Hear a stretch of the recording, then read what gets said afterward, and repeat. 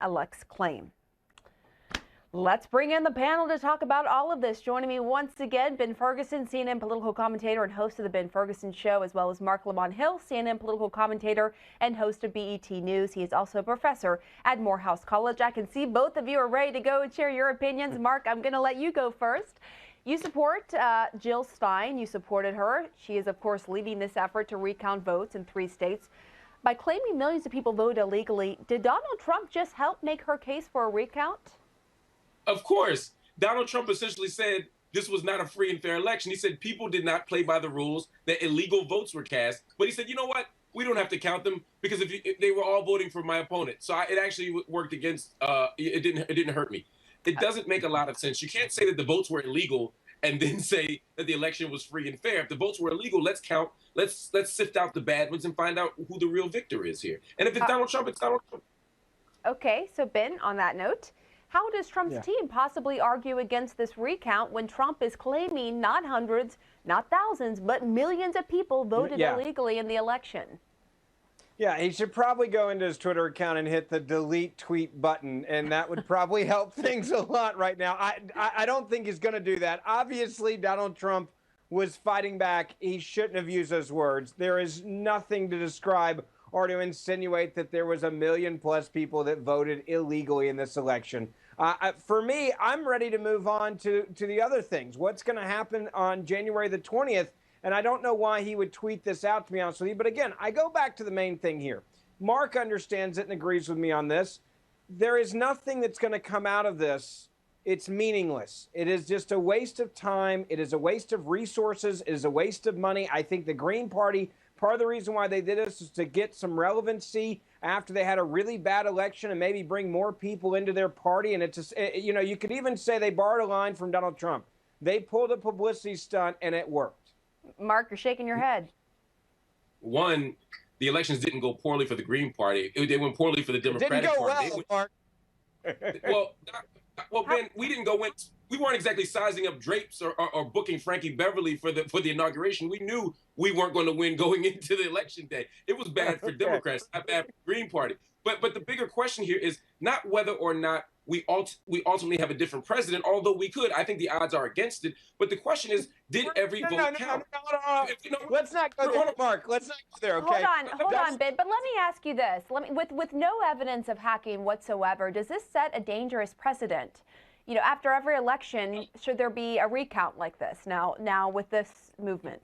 The problem with the question is that it presumes that this is the first time. It's not a precedent. Elections have been recounted many times, and this isn't the first time that a state has asked for a recount, whether it's a Senate election, whether it's a gubernatorial election, or whether it's a presidential election. And again, let's say that it turns out that of the 3 states that are being contested, one of them turns, and Donald Trump is still president. If you're in Wisconsin, don't you want to know you didn't vote for Donald Trump? If I'm in Wisconsin, and I darn sure want to know that my state didn't vote for Donald Trump. That matters for future elections. It matters for funding. It matters for campaigning. And it also matters because I don't want to live in a state that voted for Donald Trump.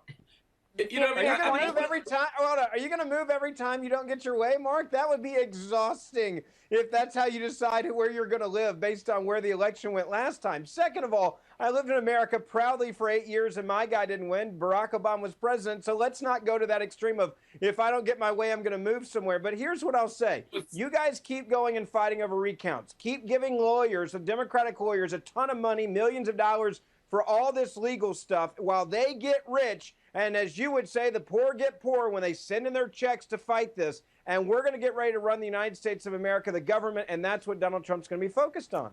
All right, I want to move on to something else because there is a lot to discuss. That, of course, is one issue being discussed. The other one is the infighting over the possibility of Mitt Romney for Secretary of State. What do you think, Ben? Do you think that Donald Trump is seriously considering Mitt Romney, or could this be him simply wanting to make an adversary sort of grovel before saying no? What's your take on this? Look, I'll be honest with you. I think only Donald Trump can answer that question. I do think, based on what Donald Trump has done so far, his intentions with everybody he has met with have been very authentic.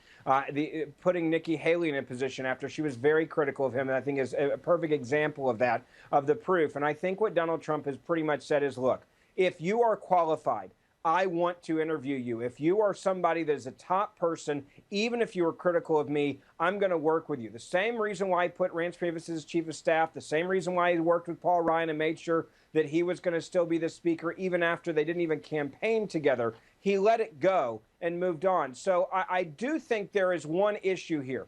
The Republicans that support him early on, the people that sat in line for 5 hours to go to his rally or 6 hours, they said drain the swamp.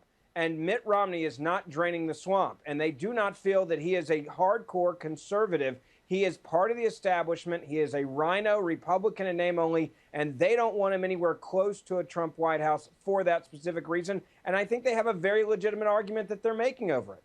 Do you agree, Mark?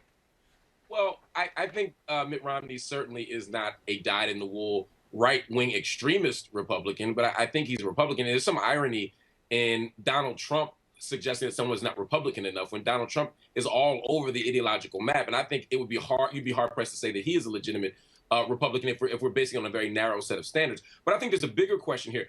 Mitt Romney didn't just not fall in line with Donald Trump. He wasn't just critical of Donald Trump. He said he was a fraud. He said he was a sham. He said that he wasn't a legitimate candidate, that he was below the dignity of the office of president, and that he would be a disaster on the international stage. So then for Mitt Romney to step in and decide that he'd want to be Secretary of State, to me, is sort of a bizarre choice if he believes that Donald Trump would actually be. And let me just ask you this, Ben. I really want to get your reaction before we have to wrap up this segment to Kellyanne Conway sort of coming out and speaking out against Mitt Romney as a potential Secretary of State. What do you make of that? Anna Navarro, who is not a fan of Donald Trump, suggested that perhaps Trump might be orchestrating this. What is your take?